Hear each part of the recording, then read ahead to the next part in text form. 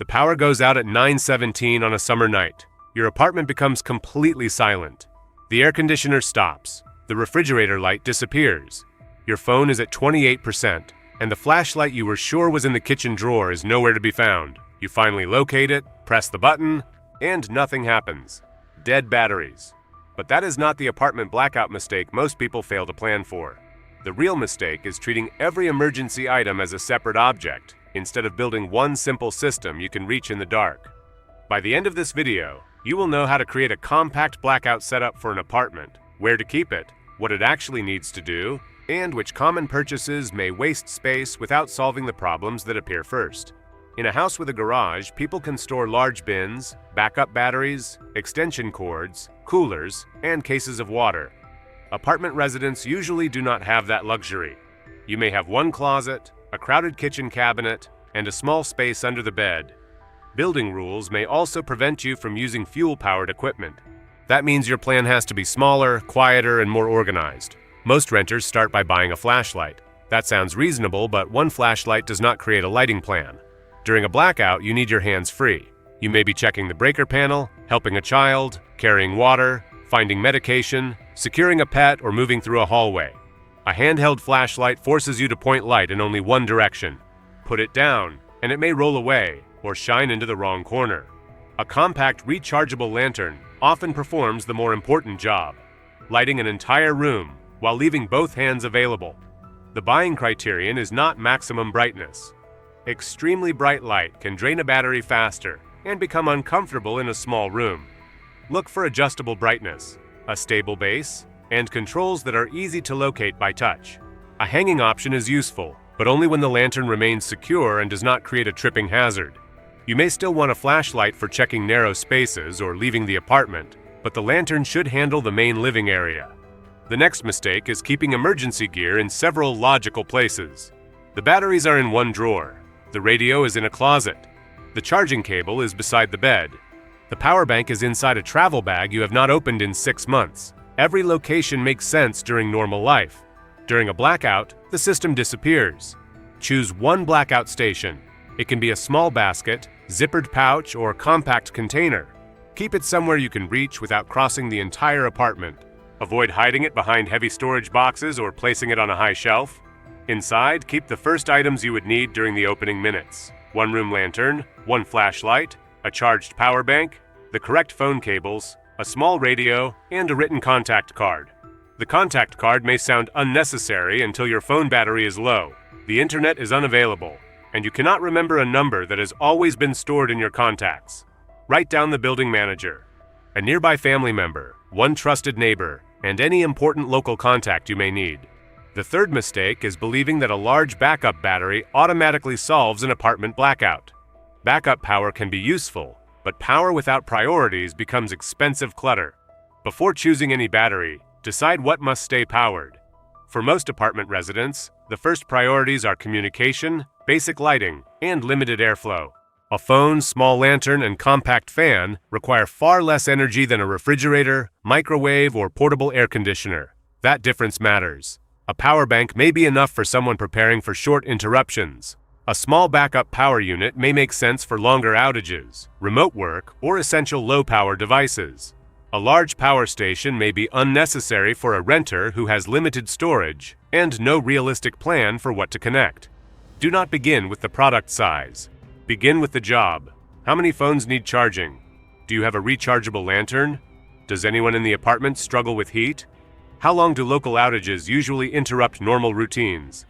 Your answers create the equipment list. The equipment list should not create the plan. There is another problem people discover only after the power is already out. The correct cables are missing. A fully charged power bank is useless when the only cable you can find belongs to an older phone. A lantern with a rechargeable battery still fails when its charging cord was placed in another room and never returned. Keep one dedicated cable for every critical device inside the blackout station. Labeling them can prevent confusion, especially when several connectors look similar in low light. Check the kit once a month. You do not need a complicated inspection. Charge the power bank. Test the lantern. Turn on the radio. Confirm that the cables still match your devices. Replace damaged batteries and return everything to the same location. That 5-minute habit is more valuable than buying another gadget and forgetting where you stored it. I put together a practical list of the types of gear that fit this kind of apartment blackout setup. It is not a giant survival catalog, just the categories that solve the lighting, charging, and communication problems we are talking about. You can find the list pinned in the comments and in the description. Now consider the refrigerator. When the power goes out, many people repeatedly open the door to check the food. Every inspection releases cold air. Keep the refrigerator and freezer closed as much as possible. Instead of standing in front of the appliance trying to decide what to save, make that decision before the emergency. Know which foods are most important, which items could be moved to a cooler, and whether you actually have enough cold packs to make that cooler useful. A cooler without a cooling source is simply another container. A basic refrigerator thermometer can also help you make better decisions after power returns. But do not guess about food safety based only on smell or appearance. When you are uncertain, follow current official food safety guidance rather than taking a risk. The less obvious apartment blackout problem is heat. A dark apartment is inconvenient.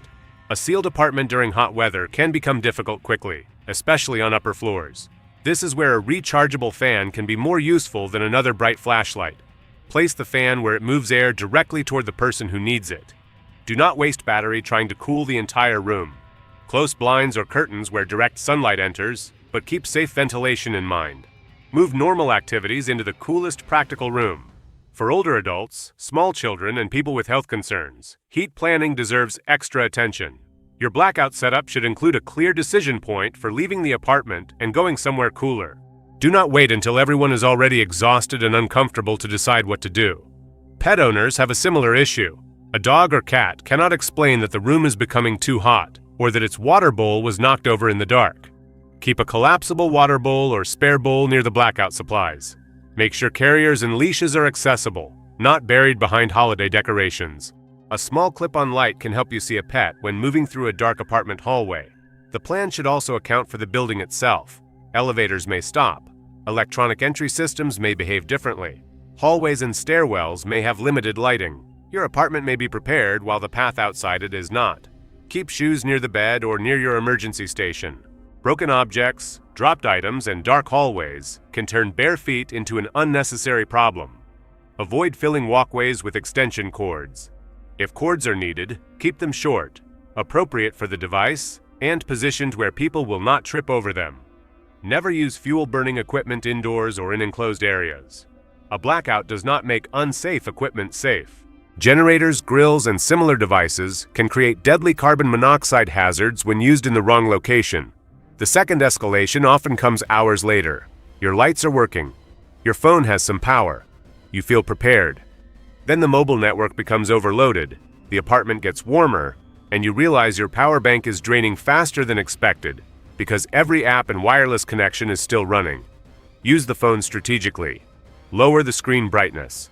Turn off unnecessary background functions. Download important information before emergencies when possible. Send brief messages instead of making repeated long calls when networks are congested. Keep one device as the communication priority instead of allowing every phone and tablet in the apartment to consume the available backup power. And decide in advance when staying is no longer the best option. Preparation is not about proving you can remain inside an apartment for as long as possible. It is about recognizing problems early enough to make a calm decision. You may leave because of heat, building instructions, lack of water, a medical need, a safety concern, or an outage expected to last longer than your supplies. Keep a small exit bag beside the blackout station with identification copies, necessary personal items, basic pet supplies, and the things you would actually need for a short relocation. Do not build a giant bag that is too heavy to carry down the stairs. Return to that apartment at 9:17. The air conditioner stops. The room goes dark. Your phone is still at 28%, but this time you do not search through drawers. You reach the same shelf you chose in advance. The lantern turns on and lights the room. The power bank already has the correct cable attached. The radio is beside it. The fan is ready if the apartment starts getting warm. Nothing about the blackout changed. The difference is that your supplies are no longer scattered objects. They are one small system built around the first problems you will actually face. Where would you keep a blackout station in your apartment so you could reach it in complete darkness? Share your answer in the comments. and subscribe for more practical emergency planning designed for normal homes, limited space, and realistic budgets.